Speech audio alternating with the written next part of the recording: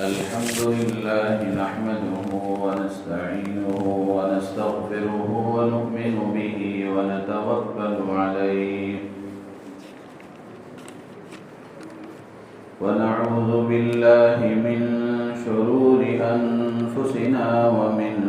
سيئات أعمالنا من يهده الله فلا مضل له ومن يضلله فلا هادي له ونشهد أن لا إله إلا الله وحده لا شريك له ونشهد أن سيدنا وحبيبنا ومولانا محمدا عبده ورسوله صلى الله تعالى عليه وعلى آله وصحبه وبارك وسلم تسليما كثيرا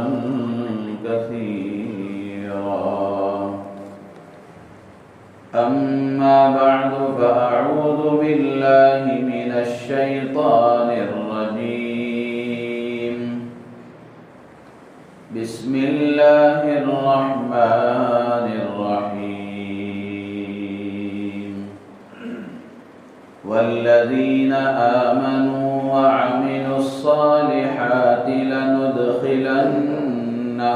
في الصالحين صدق الله مولانا العظيم وقال النبي صلى الله عليه وسلم إن الصدقة لتطفئ غضب الرب وتدفع ميتة السوء أو كما قال عليه الصلاة والسلام اللهم صل على سيدنا ومولانا محمد وعلى آل سيدنا ومولانا محمد وبارك وسلم ہر قسم کی حمد و ثنا، ہر قسم کی بڑائی کبریائی، بادشاہی شہنشاہی، تنہائی یکتائی اس اللہ وحدہ لا شریک لہ کے لیے سزاوار ہے جس نے ہم تمام کو اپنے کرم سے اپنے گھر میں جمع ہو کر دین کی بات کہنے اور سننے کی توفیق عطا فرمائی۔ کروڑوں درود و سلام نازل ہوں سرکار دو عالم، فخر بنی آدم، تاجدار مدینہ احمد مجتبی محمد مصطفیٰ صلی اللہ علیہ وسلم کی ذات عالی پر، جن کے صدقے میں اللہ نے کائنات کو وجود بخشا ہے۔ رحمت اور بخشش کی دعا ہے آپ کی آل پر، آپ کے اصحاب پر، تابعین و تبع تابعین، ائمہ مجتہدین پر، اور قیامت تک آنے والے آپ کے متبعین پر۔ محترم بزرگ و عزیز دوستو، آج شعبان کی 15ویں تاریخ ہے۔ شعبان کا آدھا مہینہ گزر چکا، آدھا مہینہ باقی ہے، اور ان 15 دنوں کے گزرنے کے بعد رمضان کا مبارک مہینہ شروع ہونے والا ہے۔ جیسے ہی شب برات گزر جاتی ہے، اس کے بعد روزہ رکھنے کا اہتمام کیا جاتا ہے تو رمضان کی خوشبو آنے لگتی ہے۔ ایسا محسوس ہوتا ہے جیسا کہ گویا رمضان شروع ہو چکا۔ ویسے اللہ کے نیک برگزیدہ مقرب بندے اور خود امام الانبیاء حضرت محمد رسول اللہ صلی اللہ تعالی علیہ وسلم کے بارے میں آتا ہے کہ آپ رجب کا چاند دیکھتے ہی رمضان کی تیاری شروع فرماتے تھے، دعاؤں کا اہتمام فرماتے تھے، عبادتوں میں اضافہ فرماتے تھے۔ اب تو رجب کا مہینہ بھی گزر چکا، شعبان کا مہینہ بھی آدھا ہو چکا، بقیہ جو آدھا مہینہ ہے وہ کس طرح گزرے گا ہم سب جانتے ہیں کہ دیکھتے دیکھتے رمضان آئے گا بھی اور چلا بھی جائے گا۔ تو اس لیے ہم سب کی ذمہ داری ہے کہ اللہ کے رسول علیہ السلام کی اتباع میں اور اللہ کے نیک بندوں کی نقل کرتے ہوئے ہم اپنی عبادتوں میں اضافہ کریں،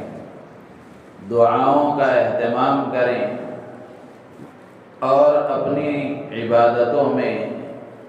خوب اضافہ کریں تاکہ رمضان کے مہینے سے خوب فائدہ اٹھا سکیں۔ دن کی عبادتوں میں بھی اضافہ کریں، رات کی عبادتوں میں بھی اضافہ کریں تاکہ جب رمضان آئے تو کسی طرح کی کوئی پریشانی نہ ہو، کسی طرح کی کوئی دشواری نہ ہو، ہر طرح سے رمضان سے فائدہ اٹھانے میں سہولت ہو سکے۔ ویسے یہ مہینے نیکیوں کے سیزن ہیں، اپنے پاس اعمال صالحہ کا ایک بڑا ذخیرہ جمع کر لینے کا بہترین موقع ہے۔ رجب کا مہینہ بھی، شعبان کا مہینہ بھی اور رمضان کا مہینہ تو ہے ہی، تو آدمی کو اپنے پاس اعمال صالحہ کا ایک بڑا ذخیرہ جمع کر کے رکھنا چاہیے تاکہ آدمی کی زندگی پر اس کے اچھے اثرات مرتب ہو سکیں، دنیا میں اس کی برکتوں سے فائدہ اٹھا سکے اور آخرت میں اس کا اجر و ثواب حاصل کر سکے۔ گزشتہ جمعہ اسی سلسلے میں کچھ باتیں آپ حضرات کے سامنے عرض کی گئی تھی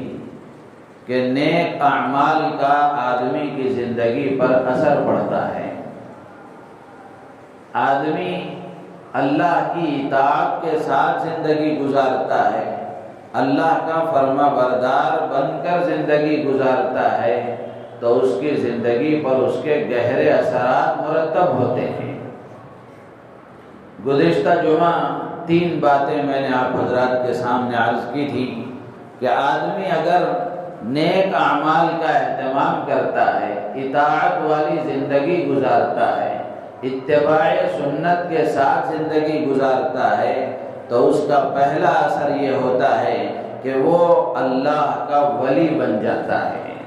اللہ اس کے ولی بن جاتے ہیں، وہ اللہ کا ولی بن جاتا ہے۔ اللہ اس کے ولی بن جاتے ہیں، اس کا مطلب یہ ہے کہ اللہ تعالیٰ اس کے نگران متولی بن جاتے ہیں، اللہ اس کی نگہبانی فرماتے ہیں، اس کے کاموں میں اس کی مدد فرماتے ہیں۔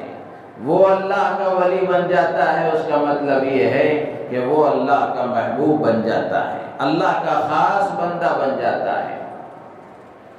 تو پہلا اثر نیکیوں کا، اعمال صالحہ کا، اللہ کی اطاعت و فرمانبرداری کا یہ ہوتا ہے کہ اللہ تعالیٰ اس کے ولی بن جاتے ہیں۔ دوسرا اثر یہ ہوتا ہے کہ اللہ تبارک و تعالیٰ لوگوں کے درمیان میں، انسانوں کے درمیان میں اس کو محبوبیت اور مقبولیت عطا فرماتے ہیں، لوگ اس سے محبت کرتے ہیں، زمین پر اس کے لیے محبت ڈال دی جاتی ہے۔ اور تیسرا اثر یہ ہوتا ہے کہ اللہ تعالیٰ اس کو حیات طیبہ عطا فرماتے ہیں، چین و سکون والی، عافیت والی، اللہ کی تقدیر پر رضا اور تسلیم والی زندگی اللہ تعالیٰ اسے عطا فرماتے ہیں۔ یہ 3 فائدے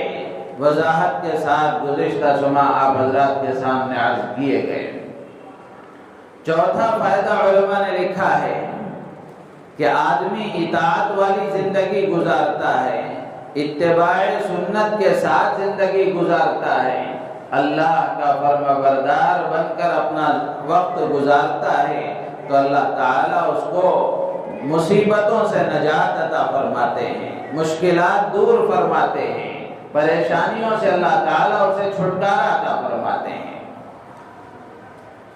نیک اعمال پر مصیبتوں سے نجات، پریشانیوں سے چھٹکارا، اس کا ایک بہترین قصہ حدیث کی کتابوں میں موجود ہے۔ اللہ کے رسول علیہ السلام نے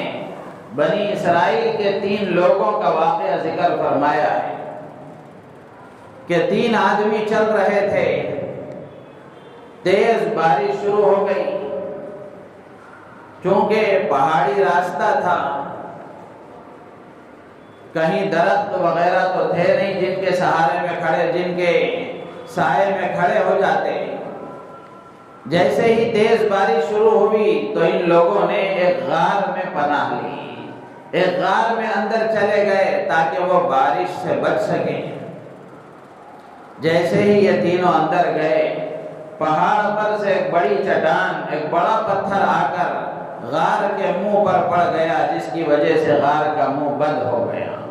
اب ان لوگوں کے باہر آنے کا کوئی راستہ نظر نہیں آ رہا تھا اور باہر کی کوئی چیز ان کو نظر نہیں آ رہی تھی۔ اب ان 3 لوگوں نے مشورہ کیا کہ کیا کیا جائے، کیسے ہم باہر نکلیں اور کیا شکل ہو سکتی ہے کہ ہم اس پریشانی سے چھٹکارا پائیں۔ ان میں سے ایک آدمی نے کہا کہ ہم میں سے ہر ایک کو چاہیے کہ ہم اپنے ان نیک اعمال کو دیکھیں جن نیک کاموں کو ہم نے خالص اللہ کو راضی کرنے کے لیے کیا ہے۔ یہاں رک کر ایک بات یاد کرو کہ آدمی کو پریشانیوں کے موقع پر، مصیبتوں کے موقع پر، دشواریوں اور تنگیوں کے موقع پر، ناسازگار حالات کے موقع پر، نامساعد حالات کے موقع پر اعمال کی طرف آدمی کی توجہ ہو جائے، یہ بہت بڑی بات ہے۔ ورنہ بیماریاں آتی ہیں، پریشانیاں آتی ہیں، آدمی اس کے اسباب، ظاہری اسباب میں تلاش کرتا ہے، اعمال کی طرف اس کی نظر نہیں جاتی۔ کسی کو اعمال کی طرف نظر کرنے کی توفیق ہو جائے، یہ بہت بڑی بات ہوتی ہے۔ اور اس میں ہم سب کے لیے یہ سبق ہے اور پیغام ہے کہ زندگی میں ہر حال میں جب بھی کوئی پریشانی آئے، کوئی مصیبت آئے، کسی بیماری میں ہم مبتلا ہو جائیں تو سب سے پہلے ہمیں اعمال کی طرف متوجہ ہونا چاہیے، اس لیے کہ پریشانیوں اور مصیبتوں سے چھٹکارے کا اعمال یقینی سبب ہے، اعمال یقینی سبب ہے۔ اسباب کے درجے میں اللہ نے دنیا کو دارالاسباب بنایا ہے تو ظاہری اسباب کو بھی ضرور اختیار کرنا چاہیے۔ ایسا نہیں ہے کہ بیماری آدمی کو آ گئی، آدمی نے صدقہ دے دیا، اب آدمی گھر میں بیٹھا ہوا ہے اطمینان سے کہ اب اللہ شفا دے دیں گے، ایسا نہیں ہے۔ صدقہ دینے کے بعد، نماز پڑھ کر اللہ سے دعا کرنے کے بعد، اللہ کے نبی علیہ السلام کے حکم کے مطابق طبیب اور ڈاکٹر کے پاس جا کر علاج بھی کرانا چاہیے۔ یہ بھی حکم ہے اللہ کا، اور یہ بھی حکم ہے اللہ کے نبی علیہ السلام کا۔ تو ان 3 لوگوں نے مشورہ کیا تو ان میں سے ایک آدمی نے کہا کہ ہر ایک اپنے اعمال پر نظر ڈالے کہ کون سا ایسا عمل ہمارے پاس ہے جو ہم نے خالص اللہ کو راضی کرنے کے لیے کیا ہے، اس عمل کا واسطہ دے کر اللہ سے دعا کی جائے، انشاءاللہ اللہ تعالیٰ اس مصیبت سے چھٹکارا عطا فرمائیں گے۔ تو ایک آدمی نے دعا کی کہ اللہ، میں جانوروں کو چرایا کرتا تھا، جنگلوں میں لے جایا کرتا تھا، اور جانوروں کو چرا کر رات میں جب واپس آتا، شام میں جب واپس آتا تو ان جانوروں سے دودھ دوہتا اور ان کا دودھ نکالتا۔ میرے بوڑھے والدین تھے، سب سے پہلے میں اپنے والدین کو دودھ پلاتا تھا، میری بیوی بھی تھی، میرے بچے بھی تھے چھوٹے چھوٹے، لیکن سب سے پہلے میں جانور کا دودھ نکالنے کے بعد اپنے والدین کو پلایا کرتا تھا۔ ایک مرتبہ ایسا ہوا کہ جانوروں کے لیے ان کے کھانے اور ان کی غذا کے قابل درختوں کو تلاش کرتے کرتے بہت دور نکل گیا، واپس آنے میں تاخیر ہو گئی، رات بہت دیر ہو گئی۔ جب میں واپس گھر پہنچا تو دیکھا کہ میرے والدین سو چکے ہیں۔ میں نے اپنی عادت کے مطابق جانوروں کا دودھ دوہا، دودھ نکالا، اور نکال کر اسی عادت کے مطابق کہ سب سے پہلے میں اپنے والدین کو پلاؤں، ان کے پاس گیا تو وہ سو چکے تھے، اور میں نے یہ مناسب نہیں سمجھا کہ ان کی نیند میں خلل ڈالوں اور ان کو جگاؤں، اس لیے میں رات بھر ماں باپ کے سرہانے کھڑا رہا اور انتظار کرتا رہا کہ جب ان کی آنکھ کھلے گی تو ان کو دودھ پہلے پلاؤں گا، جبکہ میرے چھوٹے چھوٹے بچے بلک رہے تھے، میری بیوی بھی موجود تھی، لیکن میں نے اپنے والدین کو جیسے روزانہ پہلے پلایا کرتا تھا ویسے میں نے پہلے انہی کو پلانے کے ارادے سے پوری رات میں نے انتظار کیا تاکہ سب سے پہلے ان کو پلاؤں اور ان کو راضی اور خوش کروں۔ اے اللہ، یہ عمل میں نے محض تیری رضا کے لیے کیا تھا، اگر یہ عمل تیری بارگاہ میں قبول ہے اور اگر یہ عمل تیری بارگاہ میں مقبول ہے تو اتنا یہ پتھر ہٹا دے کہ ہم آسمان کو دیکھ سکیں، ہمیں آسمان نظر آئے۔ اللہ تبارک و تعالیٰ نے اس کی دعا قبول فرمائی، پتھر اتنا ہٹ گیا کہ جس کی وجہ سے آسمان نظر آنے لگا۔ پھر دوسرے نے دعا کی کہ اللہ، میری ایک چچا زاد بہن تھی، میں اس سے محبت کیا کرتا تھا اور محبت میں بات آگے بڑھی تو میں نے اس کے ساتھ بدکاری کرنے کے ارادے سے میں نے اس سے مطالبہ کیا تو اس نے اس شرط کے ساتھ میرے مطالبے کو منظور کیا کہ تو 100 دینار مجھے لا کر دے گا تو میں تجھے تیرے مطالبے کو پورا کروں گی۔ 100 دینار معمولی نہیں تھے، لیکن میں نے بڑی مشکل سے کسی طرح جمع کر کے اکٹھا کر لیے اور اس کو لے کر اس کے پاس آیا اور میں اس پر پوری طرح قابو پا چکا تھا۔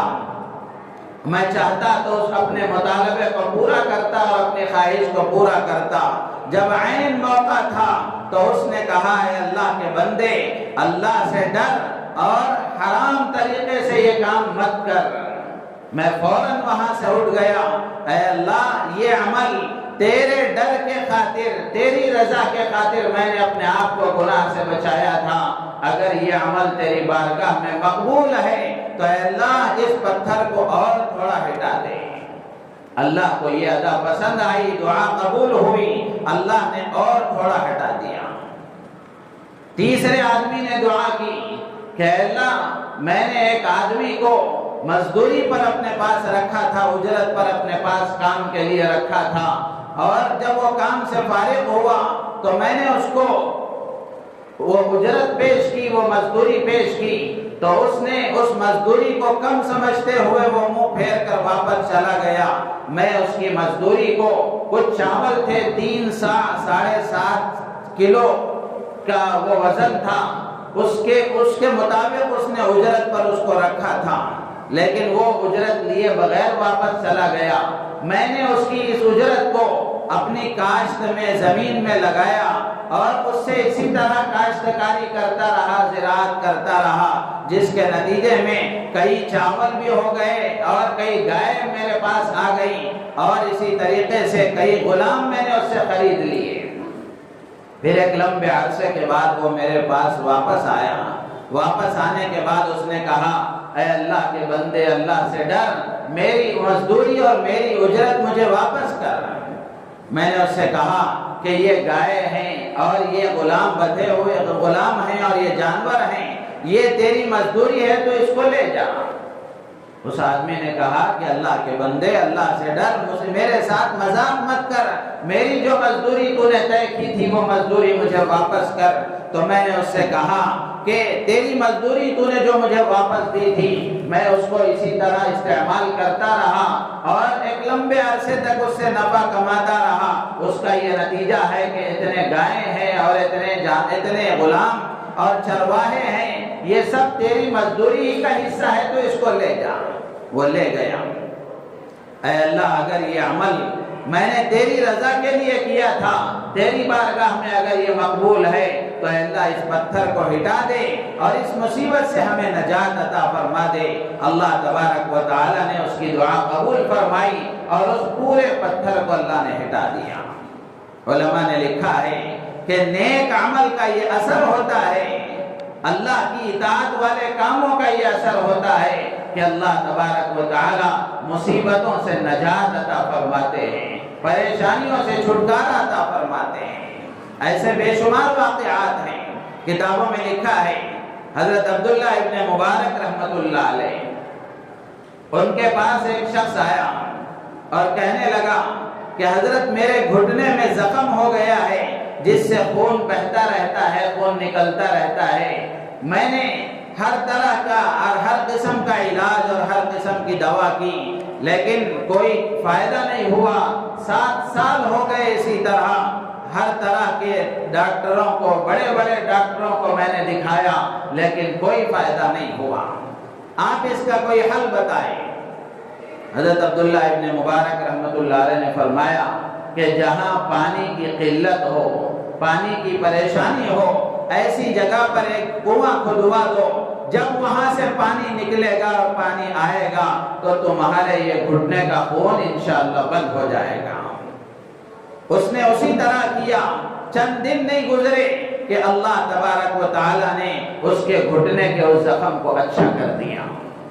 یہ صدقے کا اثر ہے اور نیک عمل کا اثر ہے۔ اسی طرح مشہور محدث ہیں حاکم ابو عبداللہ نیسابوری رحمت اللہ علیہ، ان کے بارے میں آتا ہے کہ ان کے چہرے پر ایک زخم ہو گیا تھا اور اس زخم کو ہوئے 1 سال ہو گیا، ہر طرح انہوں نے علاج کرایا، بہت ساری دواؤں کو استعمال کیا لیکن اس کا کوئی فائدہ نہیں ہوا۔ ایک مرتبہ ابو عثمان صابونی رحمت اللہ علیہ سے انہوں نے دعا کی درخواست کی، جمعہ کا دن تھا، انہوں نے بہت دیر تک دعا کی، مجمع آمین کہتا رہا، بالآخر مجلس ختم ہو گئی، دوسری جمعہ آئی تو دوسری جمعہ مجمع میں ایک عورت حاضر ہوئی اور اس نے ایک پرچہ مجلس میں پیش کیا۔ اس پرچے میں یہ لکھا ہوا تھا کہ میں جب گزشتہ جمعہ یہاں سے گھر گئی اور جانے کے بعد میں نے محدث حاکم ابو عبداللہ نیسابوری رحمت اللہ علیہ کے لیے بہت اہتمام سے دعا کی، پھر اس کے بعد میری آنکھ لگ گئی، خواب میں سرکار دو عالم صلی اللہ تعالی علیہ وسلم کی زیارت ہوئی۔ اللہ کے نبی علیہ السلام نے فرمایا کہ حاکم ابو عبداللہ سے کہو کہ وہ مسلمانوں پر پانی کی وسعت کرے، پانی کی وسعت کرے۔ جب حاکم ابو عبداللہ نیسابوری رحمت اللہ علیہ نے یہ سنا تو فوراً انہوں نے اپنے گھر کے سامنے پانی کی ایک سبیل کا انتظام کیا جس میں پانی کو بھرنے کا اور ٹھنڈے پانی کے لیے پانی میں برف وغیرہ کا انتظام کیا۔ تو 1 ہفتہ نہیں گزرا تھا، اللہ تبارک و تعالی نے اس زخم کو اچھا کر دیا۔ تو میرے عزیز و دوست و بزرگوں، نیک عمل کا یہ اثر ہوتا ہے، نیک عمل کا یہ فائدہ ہوتا ہے کہ اللہ تبارک و تعالی مصیبتوں سے نجات عطا فرماتے ہیں۔ اسی لیے حدیث میں اللہ کے نبی علیہ السلام نے فرمایا داؤ مرضاکم بالصدقہ، کہ صدقے کے ذریعے سے اپنے بیماروں کا علاج کرو۔ ظاہری اسباب کے طور پر ڈاکٹر کے پاس آدمی جائے، دواؤں کا استعمال کرے، لیکن اس سے پہلے آدمی کو صدقہ ضرور کرنا چاہیے۔ لیکن آج اللہ کی ذات پر کامل یقین نہ ہونے کی وجہ سے اعمال کے مصیبتوں کے دور کرنے میں مؤثر ہونا، یقین اس پر یقین نہ ہونے کی وجہ سے ظاہری اسباب پر ہماری نگاہ اتنی جم گئی کہ اب اعمال کا کوئی یقین آدمی کو نہیں آتا اور اعمال پر یقین نہیں رہا۔ ایک قصہ میں آپ کو سناؤں۔ ایک صاحب بیمار ہوئے، ان کی اہلیہ نے ایک بکرا صدقہ دیا تاکہ اللہ تعالیٰ ان کو صحت عطا فرمائے۔ تو ان کے بیٹے نے اپنی والدہ سے کہا کہ امی جان، صدقہ تو 5-10 روپے دیا جاتا ہے، بکرا 8-10 ہزار کا یہ کوئی معمولی بات ہے؟ 8-10 ہزار کا کوئی صدقہ دیتا ہے؟ بچہ کہہ رہا ہے اپنی ماں سے کہ صدقے میں 8-10 ہزار دیا جاتا ہے کیا؟ 5-10 روپے صدقے کے نام پر دیے جاتے ہیں۔ میرے عزیز و دوست و بزرگوں، اس واقعے سے ہمیں یہ سبق لینا ہے، اور اس واقعے سے یہ سمجھ میں آتا ہے کہ آدمی ڈاکٹروں کے پاس جا کر ہزاروں ڈالنے کو تیار ہے، اور علاج کے لیے ڈاکٹروں کے پاس دواؤں کے لیے ہزاروں خرچ کرتے ہوئے نہیں تھکتا، لیکن اللہ کے نام پر، صدقے کے نام پر تصور اور خیال یہ بنا ہوا ہے کہ صدقہ تو 5-10 روپے ہی دیا جاتا ہے، بھلے ڈاکٹروں کو اور دواؤں کے لیے لاکھوں خرچ کر دیے جائیں، جبکہ صدقہ بیماریوں کے ختم ہونے کے لیے، پریشانیوں اور مصیبتوں سے نجات کے لیے اللہ کے نبی علیہ السلام کی تعلیمات کے مطابق یقینی سبب ہے،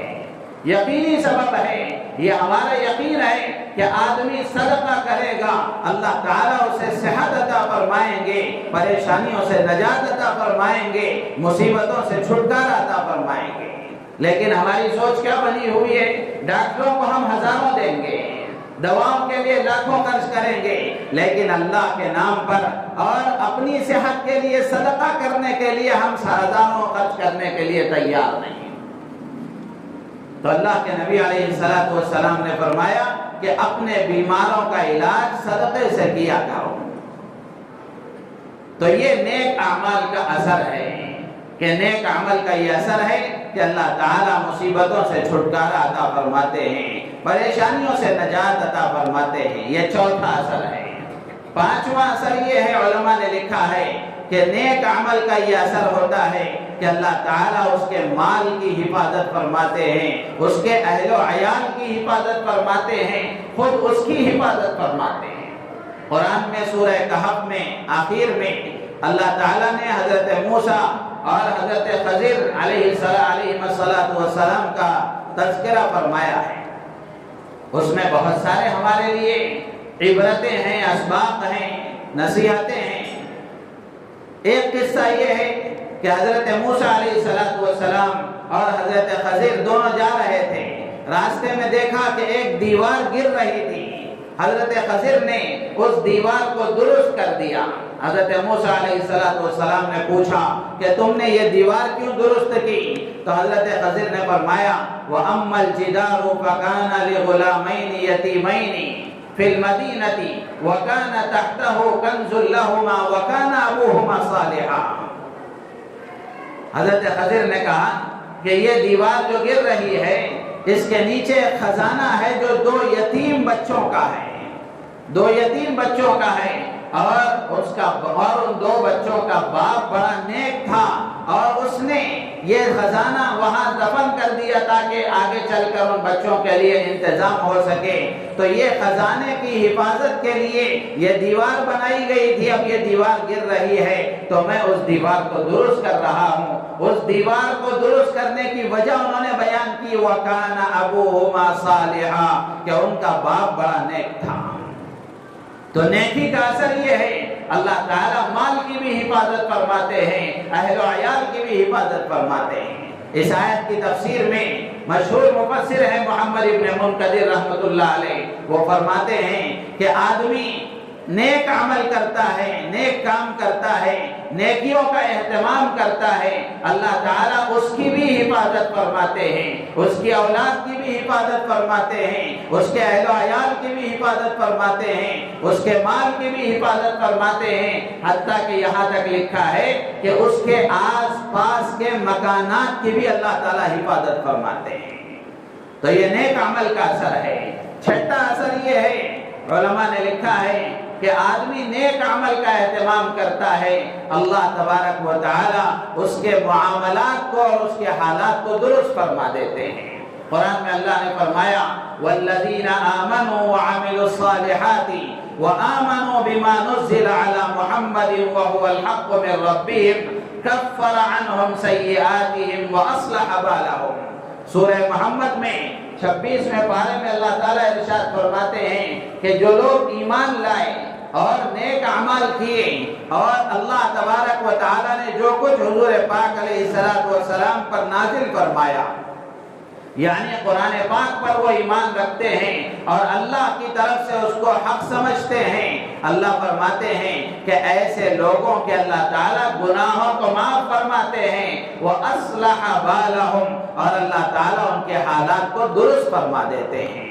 حالات اور معاملات کو درست کرنے کا تعلق دنیا سے بھی ہے، آخرت سے بھی ہے۔ علماء نے لکھا ہے اس آیت کی تفسیر میں کہ حالات کو درست کرنے کا مطلب دنیاوی اعتبار سے یہ ہے کہ اللہ تبارک و تعالی اس کو برائیوں سے محفوظ فرماتے ہیں، برائیوں سے بچا کر اللہ تعالی نیک کاموں میں اس کو لگاتے ہیں، روز بروز وہ نیکی میں ترقی کرتا رہتا ہے۔ جب وہ نیک اعمال کرے گا تو پھر اللہ تعالیٰ ان کی طرف سے اس کے لیے برکتوں کے دروازے کھل جائیں گے، اور پھر اسی طریقے سے آخرت کے اعتبار سے اس کے حالات کو درست کرنے کا فائدہ یہ ہے، اس کا مطلب یہ ہے کہ اللہ تعالیٰ آخرت میں اس کے لیے بخشش کا فیصلہ فرمائیں گے، اس کے گناہوں کو معاف فرمائیں گے، اس کے لیے جنت کی ہمیشہ کی نعمتوں کا انتظام فرمائیں گے۔ اسی طرح نیک عمل کا ایک اثر یہ ہے کہ آدمی نیکی کی زندگی گزارتا ہے، اطاعت والی زندگی گزارتا ہے، اللہ تعالیٰ نیک لوگوں کی جماعت میں اس کو شامل فرماتے ہیں۔ سورہ عنکبوت میں اللہ تعالیٰ ارشاد فرماتے ہیں والذین آمنوا وعملوا الصالحات لندخلنہم فی الصالحین، کہ جو ایمان لائے اور نیک اعمال کیے ہم ضرور بالضرور ان کو صالحین میں شامل کریں گے، یعنی اللہ کے نیک بندوں کی فہرست میں وہ شامل ہو جائے گا، آخرت میں اللہ تعالیٰ اسے نیک بندوں کی فہرست میں شامل فرمائیں گے۔ تو اس لیے میرے عزیز و دوست و بزرگوں، نیک اعمال کا بڑا ذخیرہ ہمیں اپنے پاس رکھنا چاہیے۔ یہ نیکیوں کے سیزن چل رہے ہیں، یہ مبارک مہینے چل رہے ہیں، تو اوقات کا ہم اہتمام کریں، وقت ضائع نہ کریں، ترتیب بنا کر اپنی عبادتوں میں اضافہ کرنے کی کوشش کریں اور ان مہینوں سے فائدہ اٹھانے کی کوشش کریں۔ چھوٹے سے چھوٹے عمل کا بھی اہتمام کریں، کسی عمل کو بھی معمولی نہ سمجھیں۔ حضرت ابو درداء رضی اللہ تعالیٰ عنہ فرماتے ہیں کہ اگر یقینی طور پر مجھے یہ بات معلوم ہو جائے کہ میری ایک نماز اللہ کے ہاں قبول ہو گئی تو وہ دنیا اور دنیا کی ساری نعمتوں سے بہتر ہے۔ ایک عمل کا قبول ہو جانا بڑی بات ہے۔ حضرت علی رضی اللہ تعالیٰ عنہ فرماتے ہیں کہ تقوی کے ساتھ کوئی چھوٹا عمل بھی چھوٹا نہیں ہوتا۔ تقوی کے ساتھ، اخلاص کے ساتھ، محض اللہ کی رضا کے جذبے سے جو عمل کیا جائے تو چھوٹے سے چھوٹا عمل بھی چھوٹا نہیں ہوتا۔ آگے حضرت علی فرماتے ہیں کہ جو عمل اللہ کے یہاں مقبول ہو جائے اس کو چھوٹا کیسے کہا جا سکتا ہے؟ اس کو چھوٹا کیسے کہا جا سکتا ہے؟ بے شمار واقعات اور قصے کتابوں میں لکھے ہوئے ہیں کہ اللہ کو چھوٹا سا چھوٹا عمل پسند آیا، معمولی سی معمولی ادا پسند آئی، اللہ نے بڑے بڑے گنہگاروں کو معاف فرما دیا۔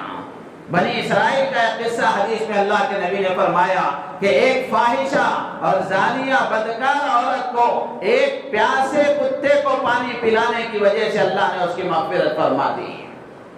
کیا بڑا عمل کیا ہے؟ معمولی عمل ہے، لیکن معمولی عمل بھی اگر اچھے جذبے کے ساتھ، محض اللہ کی رضا کے جذبے کے ساتھ کیا جائے، اللہ تعالیٰ کے ہاں اس کی بڑی قدر ہے۔ حضرت ابو ہریرہ رضی اللہ تعالیٰ عنہ رسول اللہ صلی اللہ علیہ وسلم کا ارشاد نقل فرماتے ہیں کہ اللہ کے نبی نے فرمایا کہ ایک آدمی جا رہا تھا، راستے میں ایک کانٹے دار ٹہنی جس پر کانٹے تھے پڑی ہوئی اس نے دیکھی، تو اس نے اس کانٹے دار ٹہنی کو اٹھا کر بازو میں پھینک دیا۔ اللہ کو یہ ادا پسند آئی، اللہ نے اس کی مغفرت فرما دی۔